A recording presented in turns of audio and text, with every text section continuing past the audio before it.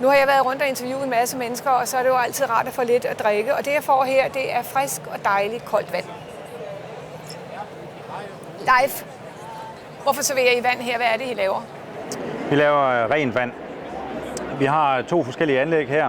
Vi bruger til at filtrere alle partiklerne ud af vandet.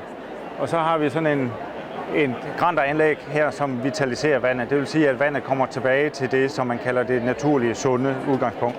Det er utrolig vigtigt. Nu er vi på helsemesser, og alle snakker om kosttilskud og det ene og det andet.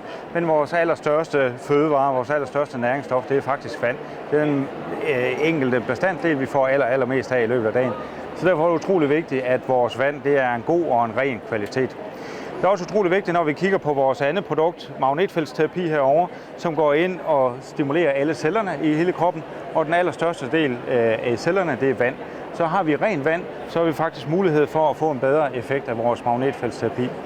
Hele vores grundkoncept, ABC, Nordica, Aqua, Body og Care, tager udgangspunkt i, at vi går ind og hjælper kroppen, vi går ind og hjælper naturen til at få kroppen til at understøtte og udrense sig selv, så at vi får det mest optimale effekt.